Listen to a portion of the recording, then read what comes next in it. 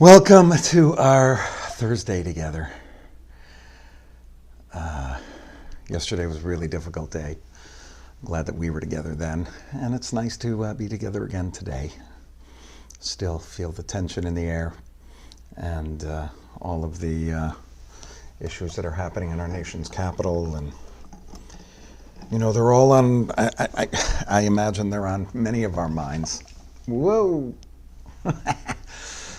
But we'll try to get through today and bring ourselves some stillness and peace tonight through our meditation, and then hopefully approach the evening with a renewed vigor. And I do know that last night after I got off, and of course, as my friend Ken did, I'm sure, put on CNN for the rest of the evening and watched what was going on. I think I did with a little bit more peace in my heart because of the time that we spent together and the time we were able to just be still together and quiet. I will point out, yesterday was the evening that we said, "May I feel luminous and loved," and I was talking about light and love and all of this, and then literally right after that, Pelosi said, "We must turn our darkness and hatred into love," and I felt she must have been in our meditation during that time. Because it was, I guess that is the theme of the day. Turn darkness to light and hatred to love. And if we could do that, then the world would be a better place. Okay. So, what I'm talking about tonight, I would have liked to have talked about yesterday, but it is the perfect Torah portion for it when we talked about this concept where, just to replay it a little bit, is that this is the Torah portion where God says God's name. It's the only time in the entire Torah where God says God's name, and it's not Fred or Steve or anything like that. And by the way, it's not Adonai, it's not Elohim. It is none of the names otherwise listed, Tzur, none of those names that we use for God, even Makom, which is another word that is used in the Torah. None of them are this. And this is not repeated in other places as well. It is Ehyeh Asher Ehyeh. I will be what I will be. That's God's answer. And just to point out just quickly, Ehyeh means to be, in the future. So Ehyeh is I will be, right? Asher is that or who or that which. So you have I will be that what I will be. But the rabbis like to fool around with tenses. And so what they say in the Midrash is that it could mean anything. It could be past, could be present, could be future. It could be all of them at the same time. So that there are 9 iterations of Ehyeh Asher Ehyeh in translation. And that would be I was what I was what I was what I will be. I am what I was, I am what I am, and I am what I will be. I will be what I was, I will be what I am, and I will be what I will be. I personally think that the future tense of this is the correct way to read it, only because I like the teaching that we talked about yesterday and what we're going to talk about a little today. But that one also, if you think about those 9 iterations, is that God is the thing that was, is, and will be.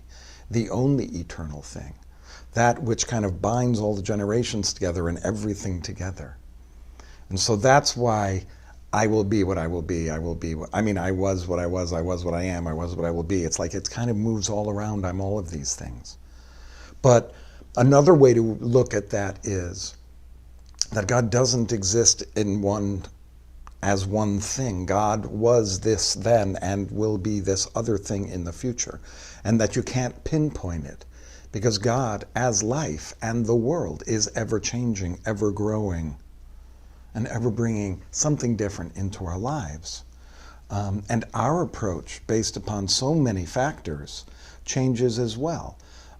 We, in the year 2021, can't believe I'm saying that, think about the world in a different way than they did in 1621, or 1421, or 1021, or 21. The world was different, the technologies were different, our knowledge was different, our way of life was different. So to say that Ehyeh Asher Ehyeh, I will be that I will be, for me, opens up the concept of what God is. God is whatever human beings make God into, in certain ways. And I will be what I will be, for me, says, as a Jew, I can believe God this way. As a Muslim, I may believe God is a different thing. As a Christian, I may believe God is different altogether. And as a Baha'i, I think of the deity in a different way. Or any religion that we can think of that exists in the world has a completely different construct of what God is. And we like to say, oh, we know. We're monolatristic. As I understand, there's all these other ways to think about God, but our way to think about it is the best way. That really is the only answer, because if Ehyeh Asher Ehyeh, if I will be what I will be, says God, then God is however we as human beings make God, so that God can exist for Christianity, God can exist for Judaism, for Islam, at the same time, and they're all true. And I think that's when we get into difficulties, because as human beings, we don't want to say, yes, the way I think about God is true, and the way you think about God is true. We want to say, the way I think about God is true. And if that's true, yours can't be true. So, if that is our understanding of the way God looks at God's self, and we are created in God's image, then we too are constantly changing. Ehyeh Asher Ehyeh. I will be what I will be, based upon my experiences, based upon the way I grew up, based upon what I listen to, what I look at, who I love. All of that colors the way I think of myself. And I am what I was, right? And I am what I am now. And I don't know what I will be in the future. I'd like to think I do. And I do set goals for that. And I have an idea of what my ideal future might be.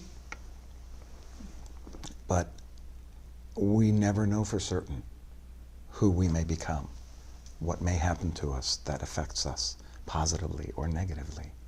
And if we can be open to experiencing what's happening now, I think that can propel us towards the future. So, Ehyeh Asher Ehyeh is, I'm this now, I am who I was before, and I will be who I will be. But I've got to get in touch, and this is where our mindfulness, our meditation comes in. I've got to exist for now, in the now, at this very moment, so I can figure out what's happening inside of my body, so I can consider and notice what's happening in my head, so that when I go into the future, who I will be is more in my control, maybe. And I don't like to think of this as, mindfulness is so that we can have more control over it. I think it's just so that we notice it more. And we can have an understanding of our feelings about what's happening to us, which can help us move into the future in a more positive way, whatever that is for you. Ehyeh Asher Ehyeh. I will be what I will be, and that will unfold as my life unfolds. And all I can hope for is that it contains the values that I espouse. And for me, it is through Judaism and through the Jewish texts and through what we're doing together and what I can discover in our ancient writings. And so I try to kind of think about, okay, how can I move into the future? But before I start going there, let's take that time to be here, now, with what's happening this very moment. And that's why we do what we do, to be in this now, so that Ehyeh Asher Ehyeh, so that I can be who I can be. Okay, let's get ourselves comfortable.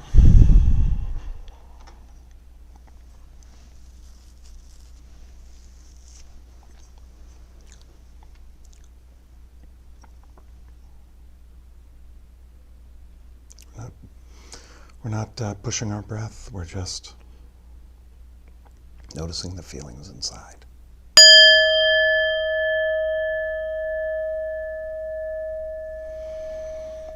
And again, we may be a little bit uncomfortable this evening. We still may have that tension lingering from yesterday.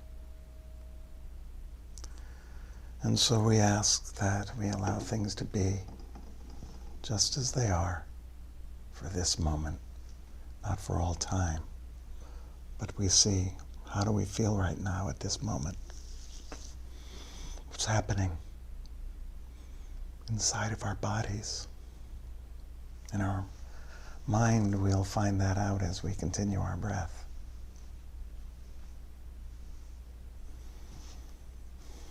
So we'll just take time to concentrate on our breath, to feel our stomach expand and contract with each breath.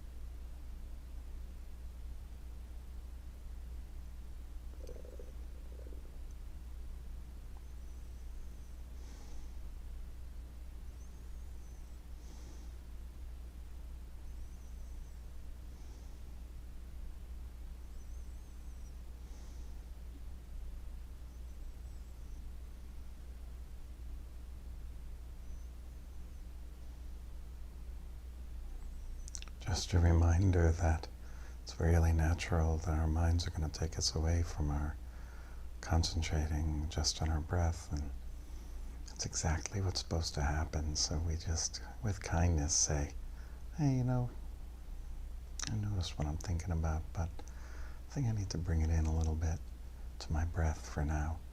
And in 15, 20 minutes, we'll get back to the thoughts. So just with love and kindness and no judgment, just bring yourself back to your breath.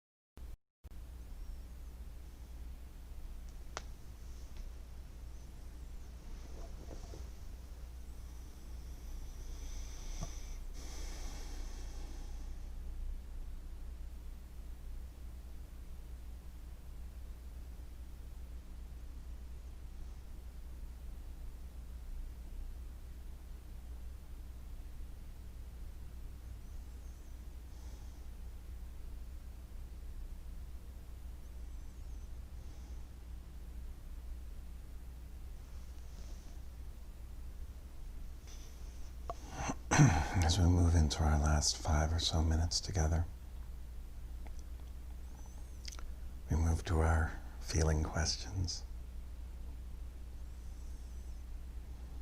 Tonight might be difficult.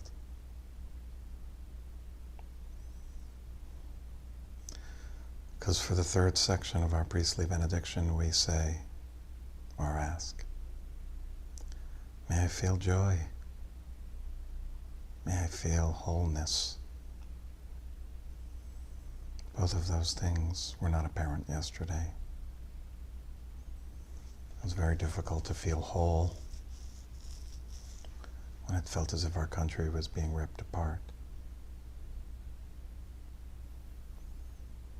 But then again, the sun rises the next day. New possibilities always exist. And we can still bring joy into the world, even though there is sadness, even though there are challenges. Having joy doesn't lessen those things or trivialize them. And I would argue maybe that feeling joy leads more to that wholeness so that one can do what they need to do in any given situation with every challenge. So we ask, may I feel joyous. May I feel joy. May I feel whole. May I feel joy. May I feel wholeness. May I feel joyous and whole.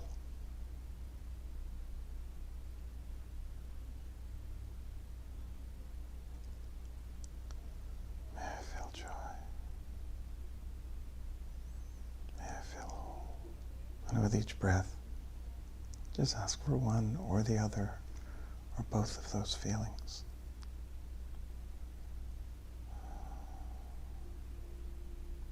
May I feel whole. May I feel whole. May I feel joy. May I feel joyous and whole.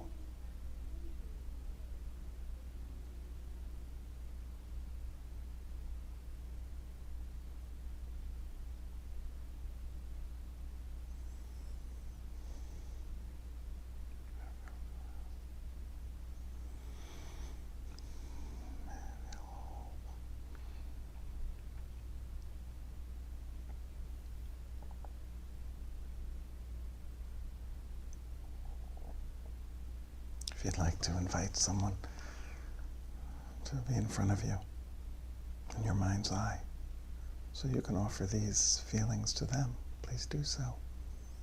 May you feel joy. May you feel wholeness. May you feel wholeness and joy.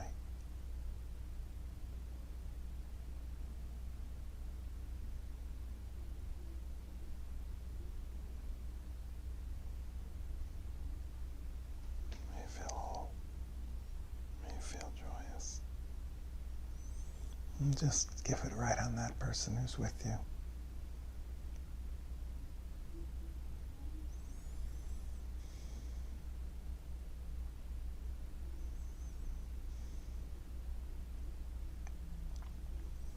And then with our minute or so left, we just bring it back to us. May I feel joy. May I feel whole. May I feel joyous and whole. And just stay there with each breath. May I feel whole. May I feel joyous.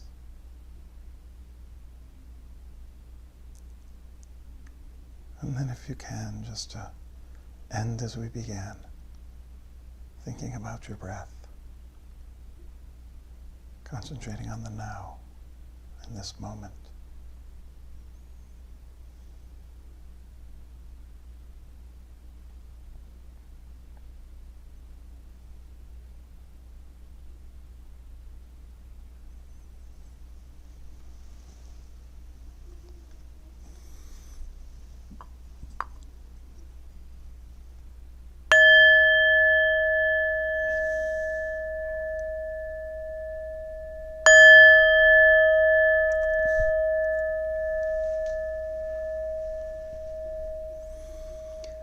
thank you so much for joining me this evening. I hope that you were able to find some stillness and peace. May you feel joy, and may you feel whole. Have a beautiful evening. See you next week.